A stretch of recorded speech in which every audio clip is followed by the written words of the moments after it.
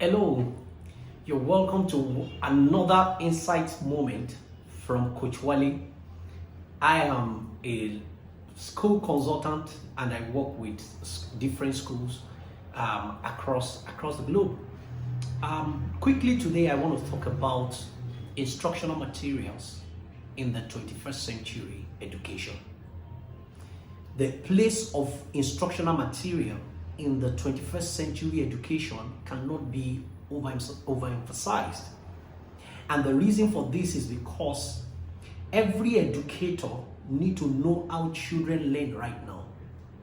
A lot of learners are battling more with concentration and focus, more than any other learning challenges that they have. And the reason is not far-fetched from what the environment is presenting and what the environment is giving to us. So every teacher needs to understand the place of what I call a participatory method of teaching, where the learners themselves have a stake and the teacher feel fulfilled by ensuring that these learners work with what they are teaching. Instructional material is simple. Another name for instructional material is teaching aids.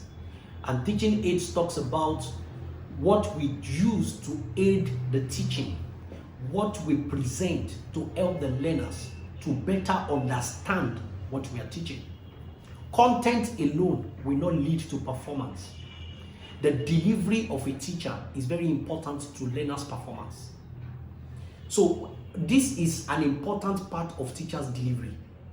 That right now, if you are running a 21st century system of education as a teacher, you have to understand the place of instructional material. In school, we often talk about instructional material as improvisation of instructional material. Why? Because it is assumed that at some point, the school may not be able to provide the materials that you think you need to be able to handle the learners. And this is one of the areas where creativity is needed, is essential to teaching and learning endeavor in our schools. So when you are teaching as a teacher, one of your guiding program that helps the learning endeavor, that helps the teaching that you are bringing on board, is the use of instructional materials. Because at the point when you begin to use instructional materials, everybody will understand what you are teaching, and then it's as if you're speaking their language. However, you have to understand what instructional material means right now and how it has been able to move from the conventional definition of instructional material to the new one. The 21st century education requires instructional materials in some categories. Number one, in the place of audio visuals. The learners right now need to sit down and see a short documentary. They need to see what you're about to teach them. Or even during the course of teaching, you play a video. There is something that they can watch, that they can see, that helps them, that aids their understanding.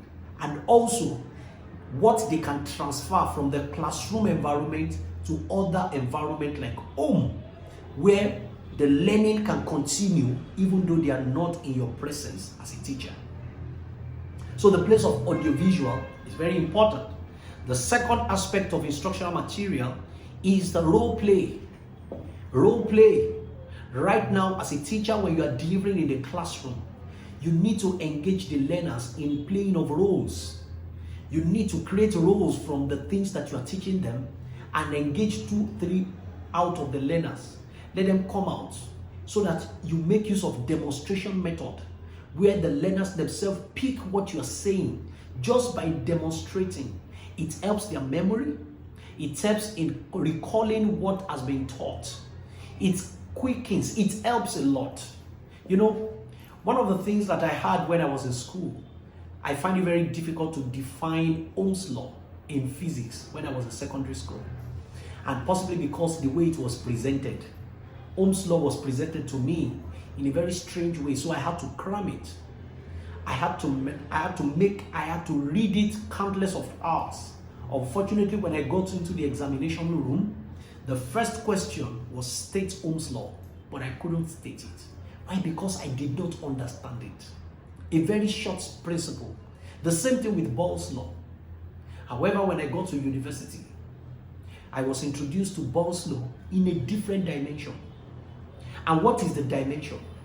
The man gave us 2 plates of rice, opened it up, said, picture somebody here, call one student and call another person, and said, this person here hit this rice in a slow form.